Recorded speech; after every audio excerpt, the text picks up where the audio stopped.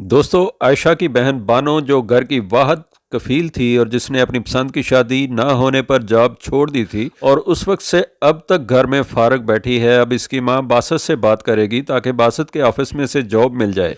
बासत की अपनी नफ्सियात है, इसे समझ नहीं आती कि वो जब इन लोगों को खर्चा देने की बात करता है, आखिर आयशा इसकी बीवी है, वो इसे नौकरी के बगैर भी इसको खर्चा देना चाहता है, तो इन लोगों की अना हर्ट होती है। कभी माँ बाप का घर चलाने के लिए आयशा नौकरी की बात करती है तो कभी बानो की नौकरी की बात की जाती है। अगर बासत के ऑफिस में ये लोग नौकरी करेंगे तो ऑफिस में लोग बासत के बारे में और इसके स्टेटस के बारे में क्या कहेंगे, इस बात को समझने के लिए कोई तैयार नहीं। एक तरफ आयशा और बानो खुददारी और इज्जत नफ्स की बातें करती हैं, दूसरी तरफ इसकी माँ और फौजिया सलामी के पैसे उड़ा जाती हैं। फौजिया इन पैसों को चोरी करके अपने फ्रेंड को शॉपिंग कराती फिरती है और जिसे आयशा ने शॉपिंग करते देख भी लिया। और बासत तन्हाई पसंद ज़रूर है, लेकिन इसमें अय्याशी करने वाला कोई ऐब नहीं। फिर भी आयशा इसकी स्टडी तक रसाई की कोशिश करती है, जो बासत को बुरा लगता है।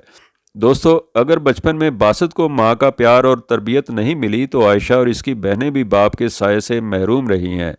दरअसल इस ड्रामे में तबकाती फ़र्क के बावजूद शादी कर लेने से जो दो लोगों और दो ख़ानदानों में जो ज़हनी फासले रह जाते हैं और बचपन में माँ का या बाप का प्यार न मिलने के बायस शख्सियत में जो खला रह जाते हैं, इस मुश्किल सब्जेक्ट को इस ड्रामे में बहुत खूबसूरती से अदा किया गया है कि बोरियत का एहसास भी ना हो और लोग ड्रामे में इन्वॉल्व भी रहें। यही इस ड्रामे की खूबी है। तो दोस्तों, हम उम्मीद करते हैं कि आपको हमारी ये वीडियो पसंद आई होगी। इस वीडियो को लाइक कीजिए और हमारे चैनल को सब्सक्राइब कीजिए। शुक्रिया। अल्लाह हाफिज़।